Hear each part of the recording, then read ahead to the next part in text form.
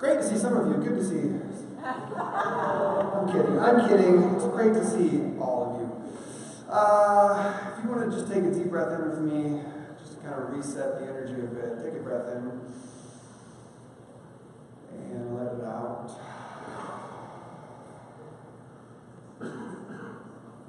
Let's do that one more time. Deep breath in and out.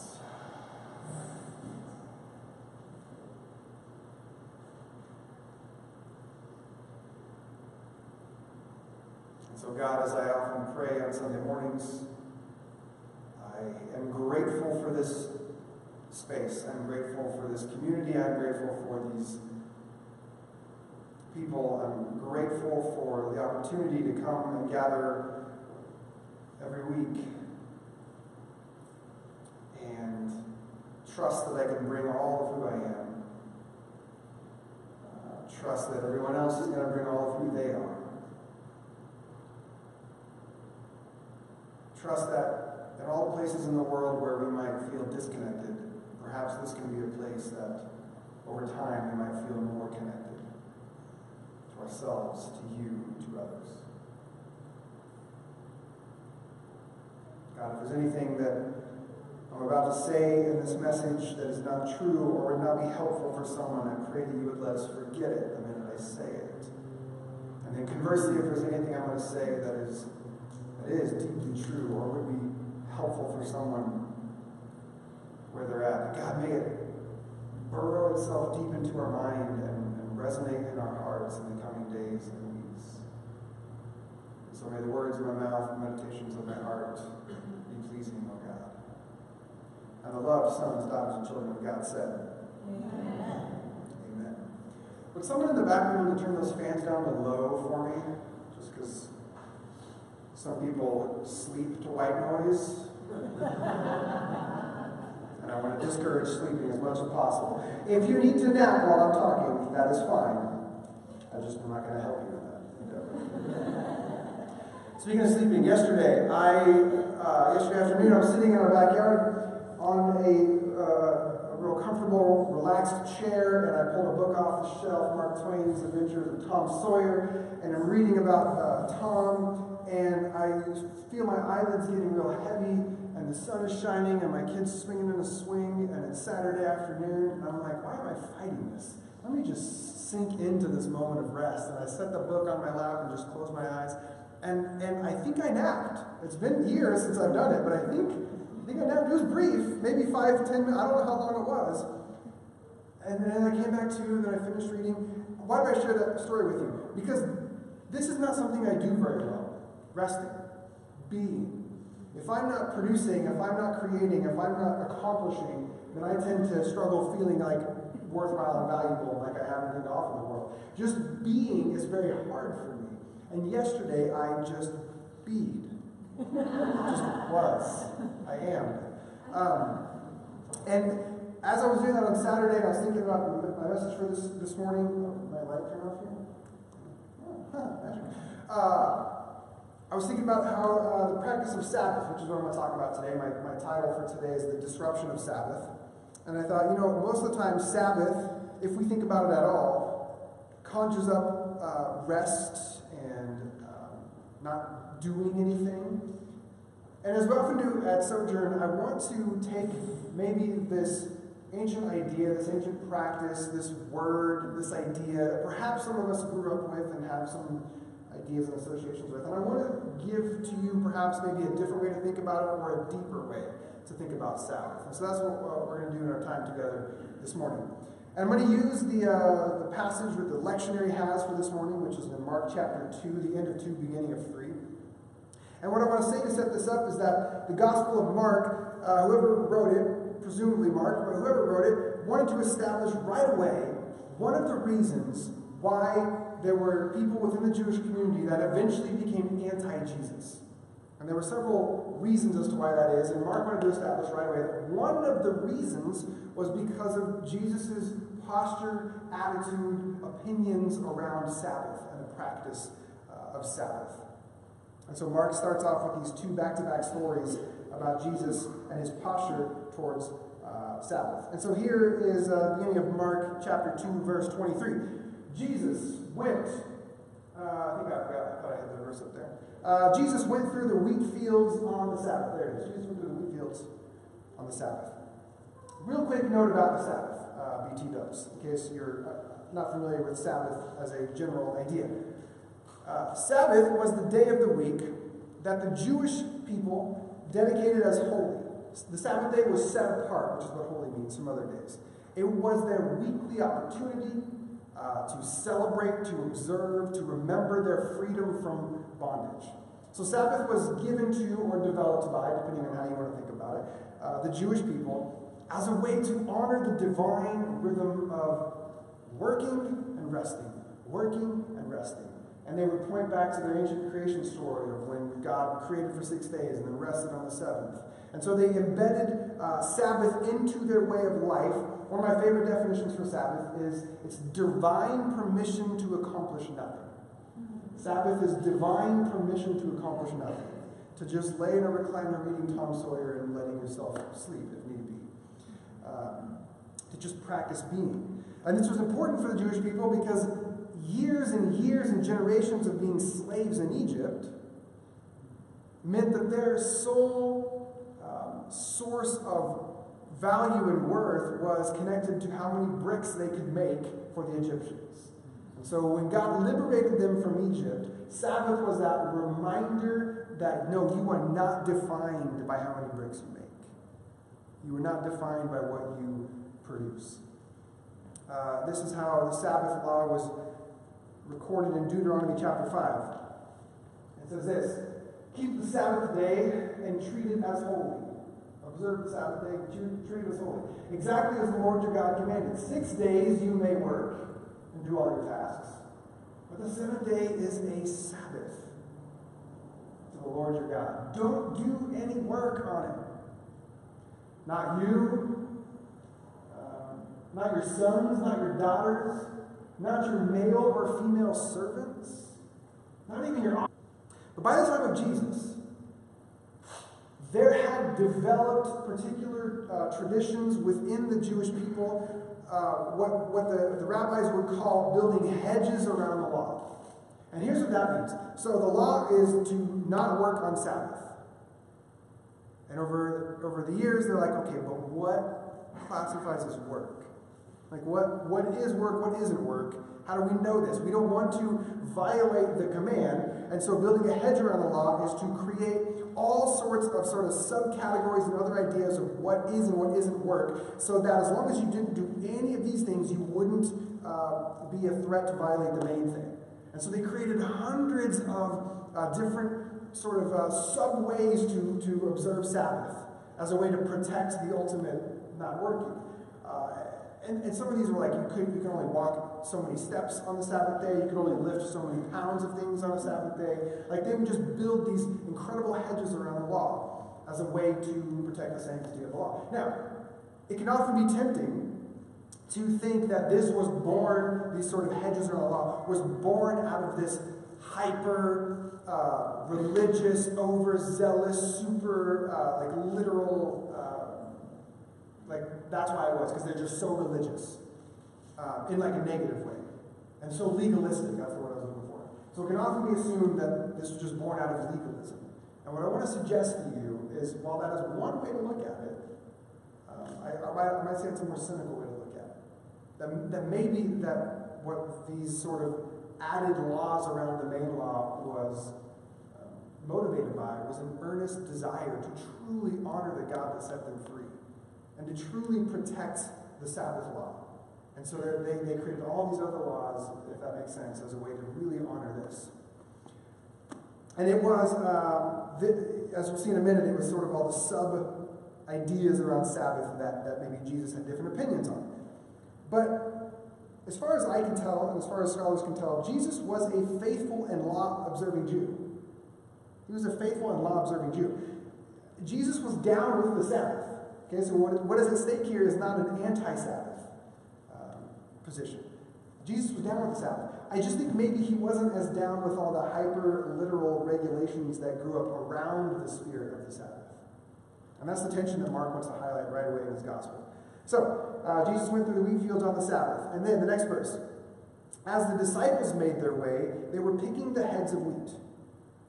Presumably for a little, yes, Siri, they were picking the heads of wheat. That was correct. And the Pharisees said to Jesus, "Look, why are they breaking the Sabbath law?" Because if you're going to be a rabbi and have followers, you are responsible for your followers' actions. And so, look, why are they breaking the Sabbath law? Okay. My gut tells me that to the original audience or audiences that read or heard this gospel being delivered, that they would have chuckled at this line right here. The irony of this line. And here's what I mean by that. Because if the Pharisees were legitimately practicing what they preached, which was to honor all of these hundreds of Sabbath commands that they built around the main one, then they shouldn't be in the wheat fields either. They shouldn't be there. And so it's kind of like, as a parent, when you hear your kids down the other end of the house yelling and bickering, and you do what? Stop yelling! It's kind of like, if you're a parent and you've ever found yourself doing this, raise your hand. I am not the only one who's ever yelled at your kids to stop yelling. Okay? And as soon as it comes out, you're like, well, this is awesome. I'm a good parent. I kind of think the Pharisees were like this. Look, why are they breaking the Sabbath law? This is kind of the same thing going on here. And Jesus said to them, "Haven't you ever read what David did when he was in need? When he and those with him were hungry?" Then he says, "During the time when Abiathar was high priest." Now, let me pause here. For two reasons. One, because of that funny moment of the Pharisees being in the fields themselves. That's one reason why. And another reason, as I'm about to explain here, I don't necessarily think this is a literal, actual story that happened. I think, as often what happens with the gospel writers, they compiled different stories and different teachings and did the best they could to sort of summarize and create things to pass on the teachings of Jesus. I don't think this really happened because the Pharisees wouldn't be out there. And also, the story that Jesus is referencing here in David comes from the book of 1 Samuel. And the priest in that story was not Abiathar. It was Ahimelech. So I think that Mark or whoever copied it down later, they got the information wrong. And so that just helps me know that, okay, this was a story that Mark was trying to communicate as to maybe why there was some anti-Jesus blood in the Sabbath water. Okay? But what Jesus does in this story is he says, "Hey, haven't you read what David did?" Because there's a story that David, who was fleeing for his life, comes across this temple, and he's super hungry, and he goes and he asks the priest for food, and the only food on hand was the bread that was specifically set aside for the priest to eat. And David ends up eating the bread and sharing it with his men. And this is the story that Jesus sort of pulls on to respond to the Pharisees with. He says, "David went into God's house and ate the bread of the presence, which only the priests were allowed to eat. And then he gave that bread to those who were with him." And so what I see here is Jesus appealing to a story from their ancestors as a way to maybe situate a little bit of what he was thinking about in terms of his posture towards the Sabbath. That may be, like for David, his need of having nourishment to not die was perhaps more critical, more important than the sanctity of the bread being reserved only for the priests. Maybe that's one way to sort of handle the story. And Jesus, I think, was saying, kind of in that same spirit, this is how I'm thinking about the Sabbath and what you guys are trying to require of me in sort of your Sabbath practices. Now, I don't think that Mark is suggesting in the story that Jesus' disciples were starving to death, and so they had to pluck the heads of the wheat. I don't think that's the point. I think it was probably just an afternoon Saturday stroll, and the disciples were hungry and they were picking the wheat heads. But I do think that the disciples knew exactly what they were doing. They knew that if they were to engage in this particular act, then they were choosing a side on how to engage these sort of sub-Sabbath laws. I do think it was very intentional. They were very conscious of what they were doing. And so Jesus takes this opportunity to clarify his position on the matter. And this is what he says. The Sabbath was created for humans. Humans were not created for Sabbath. Sabbath was created for humans. It's not that humans were created for the Sabbath. For Jesus, Sabbath should be a gift for humanity. Sabbath should be a gift for humanity, not just one more thing to weigh us down with. Sabbath was Israel's opportunity to remember and observe the truth that they used to be slaves, but now they've been liberated. Sabbath was all about liberation, practicing freedom. It was this regular, divine provision of space for healing and rest for all people. Servants, immigrants, animals, everybody remember that you have been liberated. And then, so I would argue that Sabbath was created in part for the sake of unity and bringing humanity together. So it's kind of what I want to suggest to you about maybe one of the heartbeat truths about Sabbath was to bring humanity together for the sake of unity. And even with the created world, I love that the animals are even thrown into this. But over time, the spirit of that law might have gotten lost in the letter of the law. I think sometimes good intentions can still go awry, as is evidenced by these hundreds of sort of sub-Sabbath laws that have been developed over time. By very good, earnest human beings, I should add. And so Jesus was reminding people that Sabbath was created for the sake of, for the benefit of, for the goodness of humanity and creation. Humanity wasn't created so that we could follow some sort of external laws and codes. This is not what's at stake here. Sabbath should be a gift. And so freaking out about the walking wheat fields and plucking heads of grain, I think, was running the risk of losing sight of the bigger picture. Chapter 2 of Mark ends, chapter 3 begins, and it's another story of Jesus and the Sabbath.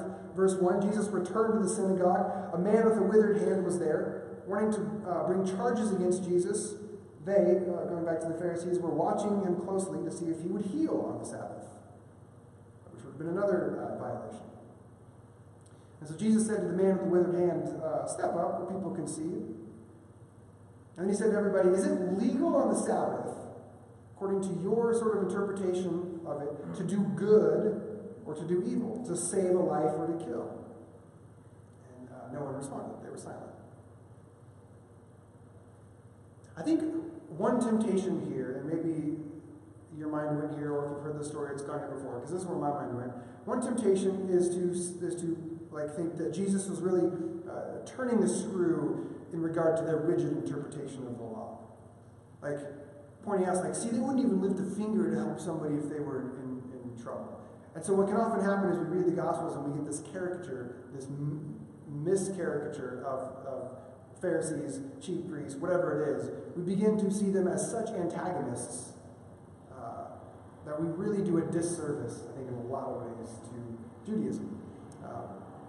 And so what can happen is we think, oh, so Jesus is like pointing out how Pharisees wouldn't even lift a finger to help somebody if they were in trouble on the Sabbath, because Sabbath was so important to keep. But that's not historically true. There's plenty of other Jewish sources, such as the one that's on the screen right now, that says any danger to life, it overrides the prohibitions of the Sabbath. So, yeah, the Jewish religion, if we could be so reductive as to make that statement, was not so intent on Sabbath law that they wouldn't help someone if they were in danger. And sometimes I think I can be unfair to Jewish practices when I read the Gospels. And so the point that Jesus was trying to make was not that life is more important than the law. The Pharisees knew that life was more important than the law. I think instead what might be happening is that Jesus was presenting how for him, he might have a more expansive view of what life is. Maybe for Jesus, life is about more than just surviving. So for the Jewish people, yeah, if someone's life is in danger, they could break Sabbath to help. But I think Jesus was like, well, what if life is about more than just not dying? What if life is about abundance and wholeness and flourishing? Right? So I get the sense that in this story, let me say it like this. You could imagine the man with the withered hand. You could imagine perhaps that in that culture, in that time, to have a hand that basically did not work like you would want it to work would have rendered you inoperable from maybe working in society and having a job and having a source of income and having food and providing. So you could see how in this context, having a withered hand made it so that this man was no longer a part of the community. And I want to pause right there and say,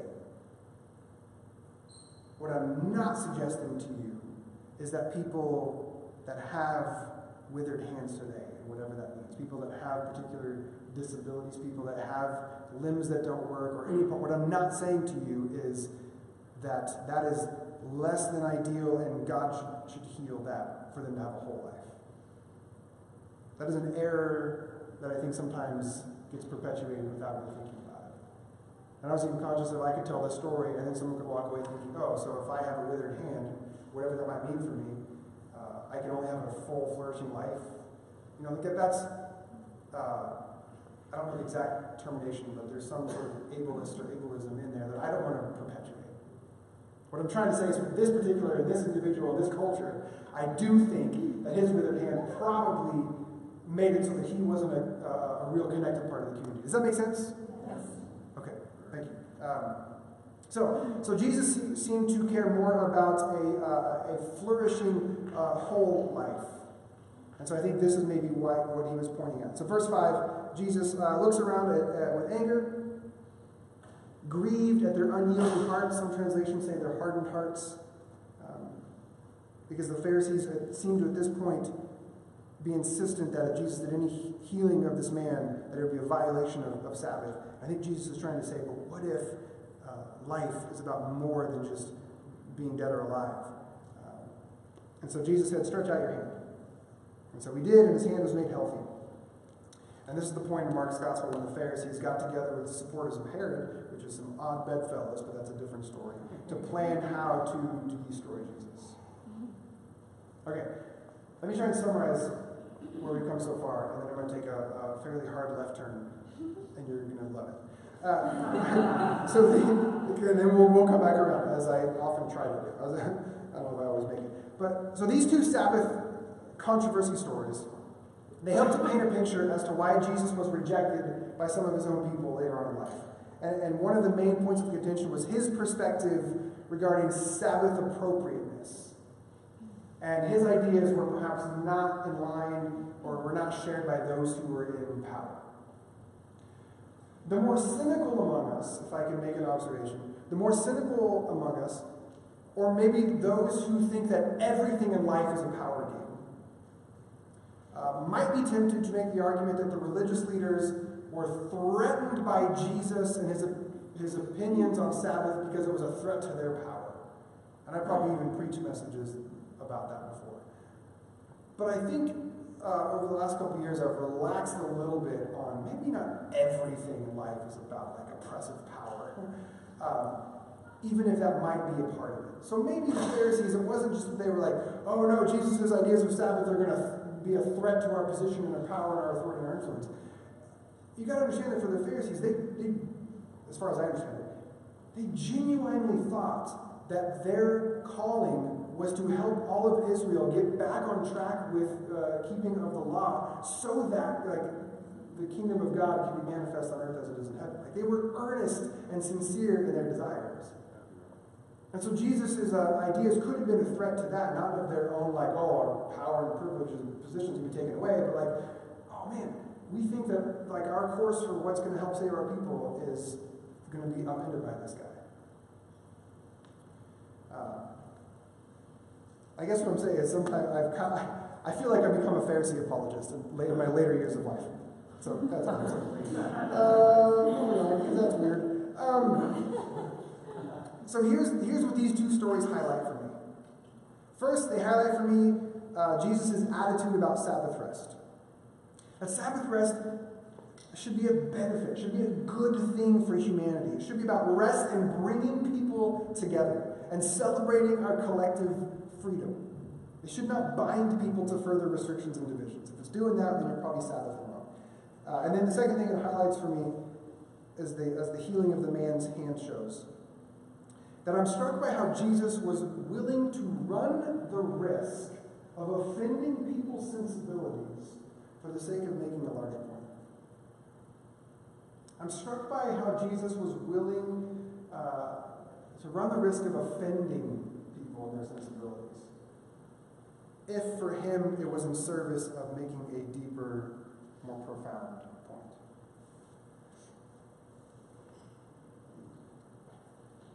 For me in these stories, I think Jesus was interested in pointing out that sometimes our commitments to particular ways of being in the world, however well-intentioned those might be, could become restrictive of the free-flowing love of God. That sometimes our well-intentioned ideas and practices in the world could become restrictive of the free-flowing love and healing grace of God. If one of the purposes of Sabbath rest was to reconnect humanity and reestablish the equality of every human soul, male, female, immigrant, animal, if one of the purposes of Sabbath was to reestablish the equality of humans, then it makes sense that Jesus would want to push back against anything that keeps that sort of good from happening. With me so far? And so part of what this says to me is that Sabbath, I think, Sabbath is designed to highlight which people groups are being disconnected from the human family. Yes, Sabbath is about rest, and reading the adventures of Tom Sawyer and taking a nap. I think Sabbath is also designed to call out, to highlight, to name who isn't getting the rest, who isn't part of the family, or who isn't being told they're part of the family. I think Sabbath forces us to slow down, to stop, to look around, and to listen, and ask the question, whose withered hand is restricting them access to the beloved community? And this is one of the gifts of Sabbath, to force us to slow down, look around, and say, whoa, who's not resting? Who's not resting? I hope you know that I'm not meaning like in the judgmental, stop working and rest. I mean like in sort of the beloved community, right? Who's being excluded from the beloved community? If we're regularly practicing Sabbath, it should give us the chance to slow down, to look around, stop, and listen. So let me try to bring Sabbath forward into the 21st century a little bit. I might put it like this. I think that the original purpose of Sabbath was to announce that all lives matter. And I think the ongoing practice of Sabbath empowers us to say Black Lives Matter. I think the original purpose of Sabbath was everybody rest, everybody stop working, every human soul is included and matters and has value and has worth. Everybody is liberated. But over the course of time, as often happens, that sort of reality doesn't become manifest. And so then we practice Sabbath so that we can say which people are not getting to rest, which people are not, who isn't. And that empowers us to say things such as Black Lives Matter. So I think Jesus stood in the tradition of, yes, all lives matters. So then, let's make sure we're paying close attention to those lives in particular that, for whatever reasons, have stopped mattering. Which means he also stands in the tradition that leads to the movement such as Black Lives Matter. Thank you. Yeah. So in the 1960s, in Atlanta, there was a group of college students, predominantly black and a few white, that devised a simple, peaceful way to protest that at the time were churches that made clear stances on segregation. And so their idea was to show up on Sunday morning to these churches that were clearly segregated for white people only, and they would try and enter the church, and as would often happen, the elders would stand at the door and reject them. And so then their move was this: they would go out into the sidewalks outside of the churches, and they would kneel down and just pray for the duration of the service. And these came to be known as kneel-ins. And it started in Atlanta in the 1960s, and over the next decade or so, it sort of spread to other campuses and other churches around the South. It was their peaceful protestation of the church's desire to remain segregated.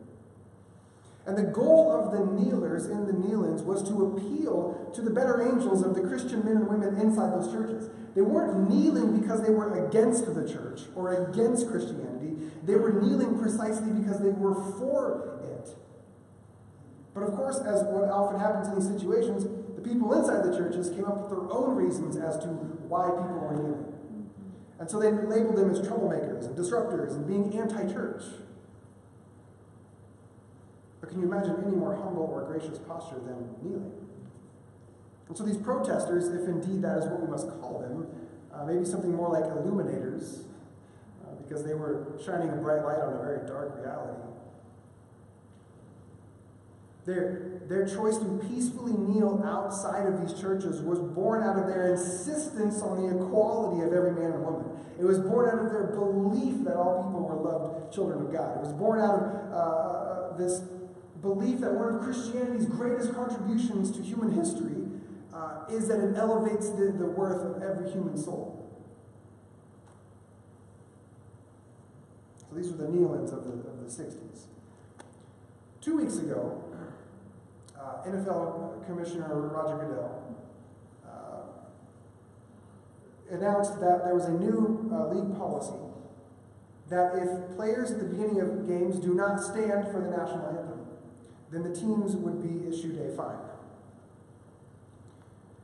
Why is that a policy?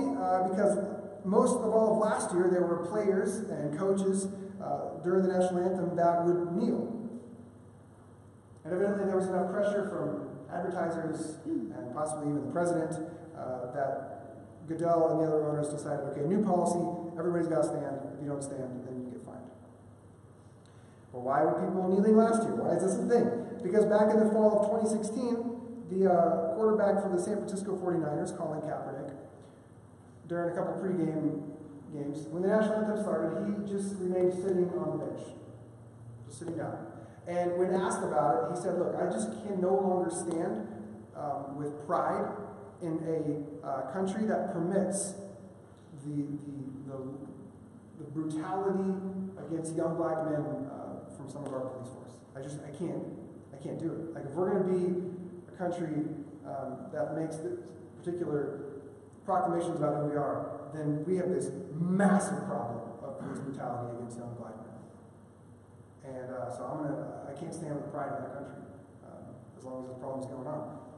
The next week, a teammate of his, Eric Reed, he's the guy, so Colin's on the right, number 7, Eric Reed's on the left there. He joined Colin. And they had a conversation with an ex-Green Beret, who also was an ex-NFL player, and his name is Nate Boyer. And at first Nate said, look, I'm not cool with this. Like, I think you should be standing for the anthem. And then Colin and Eric explained where they were coming from. And so together they came up with the idea of kneeling. That was Nate's suggestion. Okay, I think kneeling would be the most respectful form of protest. Because kneeling is what you do when you pray. Kneeling is what you do when you're at the graveside service. And so at Nate's recommendation, they began kneeling. And so this movement sort of then took off, and it was a peaceful way to say, I'm not okay with the way that black Americans are being mistreated by the police. And predictably, just like with the 1960s kneel-ins, people chose to reinterpret what the kneeling was all about. And just like in the 60s, people accused Kaepernick and others of being disrespectful and troublemakers. But the truth is that the players were kneeling and might hopefully continue to kneel precisely because they're committed to the deepest value that the flag represents. Just as the kneelers in the 60s were committed to the deepest values that the church represents. But as often happens when people get offended by something, they stop becoming listeners and instead become accusers.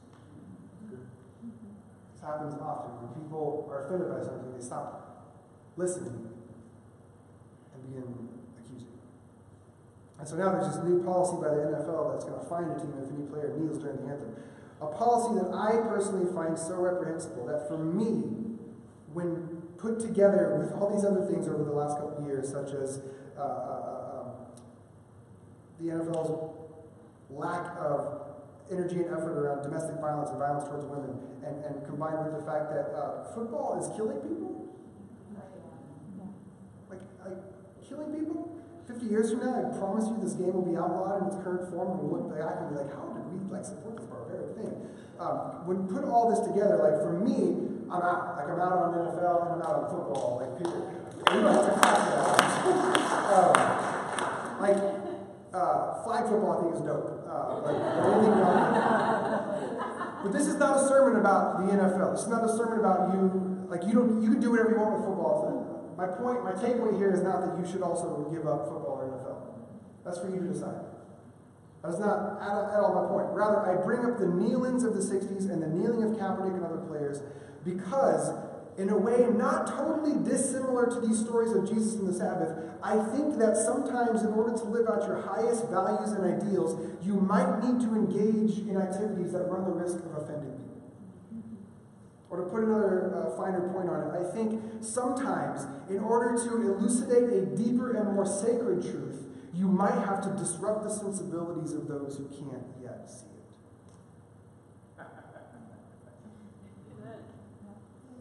Segregated churches are unholy, demonic manifestations of the worst part of humanity. Police brutality against young black men is toxic and deadly result of years of racist thinking and systemic injustice. And yet there are good men and good women who in all sincerity cannot see this. If left to their own rhythms, their own normal interactions, their own undisturbed lives, they will likely never have any reason to consider it or to consider alternative viewpoints. They will likely never be in a place to have their presuppositions challenged, which means their worldview will forever remain stagnant in their small two-dimensional worlds. As the saying goes, you don't know until you know. And you often can't know until someone else tells you, or until something else disrupts your sense of equilibrium enough to cause you to look a little wider to your left and a little deeper to your right. Maybe that's kneeling outside of church service. Maybe that's taking a knee during the national anthem. Maybe that's walking through a wheat field picking grain or healing a man's injured hand on the Sabbath. Things that are just jarring enough to force people to pay attention, to wake up, to maybe, just maybe, be open to the possibility of transformation and repentance.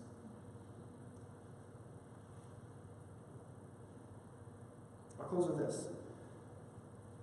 The Apostle Paul, who was a prolific church planner, had a particular mission, a particular calling by God. He believed his calling was to go into the non-Jewish world and begin to introduce this radical way of Jesus, this life of forgiveness over revenge and love over hate and peace over war. And so he would start these churches as these experiments. Can we get Jewish followers of Christ and Gentile followers of Christ to get along? And one particular church was in Rome. As I've said before, and this church was fractured along these two ethnic lines. And Paul writes this in verse 12, chapter 8. There is no distinction between Jew and Greek, because the same Lord is Lord of all, who gives richly to all who call on him. All who call on the Lord's name will be saved. So how can they call on someone they don't have faith in? And how can they have faith in someone they haven't heard of? And how can they hear without a preacher? And how can they preach unless they are sent? As it is written, how beautiful are the feet of those who announce good news. Those who knelt on the sidewalks outside of churches in the American South were sent so that those inside the churches could have the opportunity to hear the good news. The good news that there's no distinction between Jew or Greek, black or white. Those who kneel on the sidelines of NFL games were sent so that those watching could have the opportunity to hear the good news. The good news that young black men are beautiful, loved children of God who deserve the right to call the Lord's name and be saved, not have cops called and then we get shot. So I say, how beautiful are the feet of those who kneel. So may we be the type of people who aren't afraid to sometimes rock the boat, to upset the apple cart, and engage in actions that disrupt people's sensibilities enough to maybe get their attention long enough to see a more beautiful truth. May we not be afraid. And may we also be the types of people courageous enough to know that sometimes when we get offended by something, it might be the jarring thing we need to take a deeper look. Maybe inside ourselves we need a deeper look. Maybe inside the experience of others. May we never find ourselves believing that we're always on the side of those who have the truth and should do the disrupting. May we have the courage to accept that sometimes it is we who need the disruption.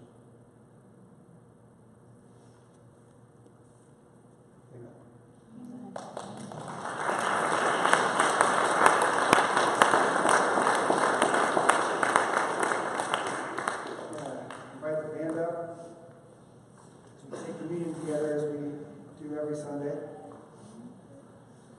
And, we don't restrict access to anybody here at Sojourn. We practice open communion, so it doesn't matter race, religion, orientation, creed, withered hand or not. Like, all are loved children of God. And we created this church so that we could say that every 7 days. Amen. So we even give gluten-free bread and grape juice because we really don't want anybody having access restricted. So Dane, if you would turn the camera off and move that. Typically people come down the center aisle, and all I ask is that you come with hands open, because grace is something that we can only receive. Grace is not something that we take. And then dip in the cup. And Catherine, did you be on the server this morning? Catherine's going to hold the grape juice here, and we practice the dipping.